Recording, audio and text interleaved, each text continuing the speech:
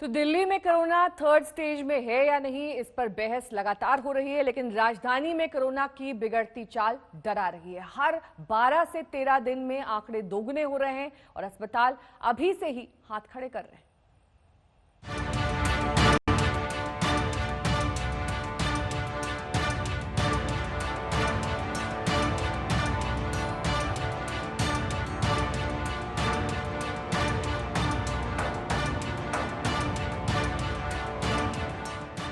दिल्ली में जिंदगी रफ्तार पकड़ती जा रही है।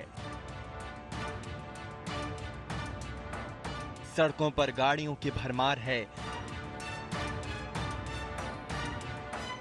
बाजार गुलजार हैं। मॉल्स में रौनक लौट आई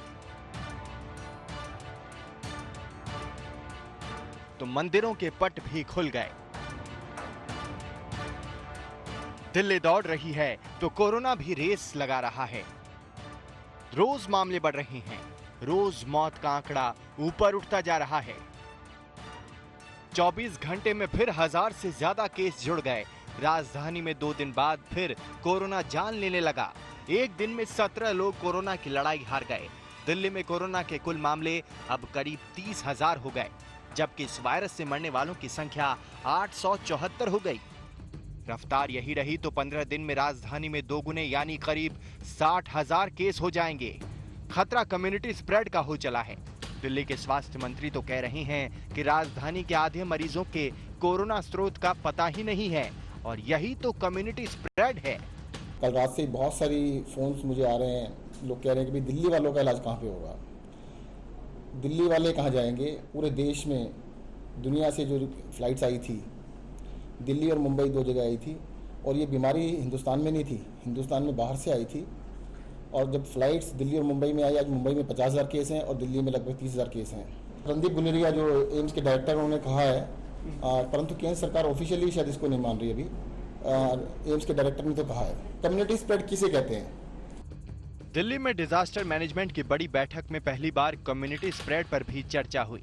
इस बैठक में एलजी के साथ डिप्टी सीएम मनीष सिसोदिया भी शामिल हुए। केजरीवाल की तबीयत खराब होने के बाद डिप्टी सीएम इस मीटिंग में शामिल हुए। 30 जून तक 1 लाख केसेस पहुंच जाएंगे और 15,000 बेड्स की आवश्यकता होगी। 15 जुलाई तक करीब 2.25 लाख केसेस हो जाएंगे और 33,000 बेड्स की आवश्यकता होगी। और 31 जुलाई तक करीब 5.5 लाख केस पहुंच जाएंगे दिल्ली में। दिल्ली का कोई जिला कोरोना से नहीं बच पाया है। अब कंटेनमेंट जोन बढ़कर 232 हो गए। हर 14 से 15 दिन में कोरोना के मामले दोगुने होते जा रहे हैं, जो देश में सबसे तेज हैं। महाराष्ट्र में भी कोरोना की डबलिंग रेट 17 दिन से ज्यादा है। यूपी एमपी में ये दर 21 दिन है तो गुजरात में 27 दिन। हॉटस्पॉट्स की जैसे हम बात कर रहे हैं, चाहे दिल्ली हो, चाहे बॉम्बे हो या और जगह हो, उसमें हम कह सकते हैं कि चांसेस हैं कि लोकल ट्रांसमिशन हो रहा है, क्योंकि केसेस वहाँ पे ज़्यादा आ रहे हैं। अगर हम पूरे देश की बात करें तो ऐसा सिचुएशन नहीं है। तो मेरा ये मानना है कि अगर हम अब 10-12 जो शहर है उनको देखें तो 70 से 80% केसेस वहीं से आ रहे हैं और वहाँ पे जो है कुछ हद तक लोकल ट्रांसमिशन के चांसेस हैं। इसका ये मतलब है कि वहाँ पे जो ट्रांसमिशन है वो डायनामिक्स अलग है, वहाँ पे ट्रांसमिशन कुछ हद तक ज्यादा हो रहा है। कोरोना संक्रमण के नए आंकड़े आ गए हैं, जिसके मुताबिक लगभग 10,000 लोग 24 घंटे के दौरान कोरोना संक्रमित हुए हैं।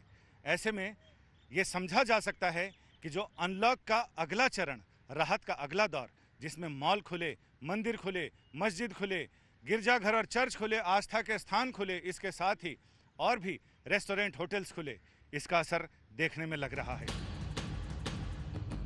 कि दिल्ली पुलिस से लेकर अर्धसैनिक बल भी कोरोना की घुसपैठ से बच नहीं पाए। दिल्ली पुलिस के करीब 500 पुलिसकर्मी इस वायरस की चपेट में हैं। 3 की जान भी जा चुकी है। वहीं 1500 से ज्यादा अर्धसैनिक भी कोरोना पॉजिटिव हैं।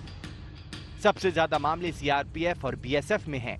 आईटीबीपी के 213 जवान संक्रमित हैं तो सीआईएसएफ के 130। एनआईए भी कोरोना से बच नहीं पाया। एनडीआरएफ के जवानों में कोरोना संक्रमण फैला है।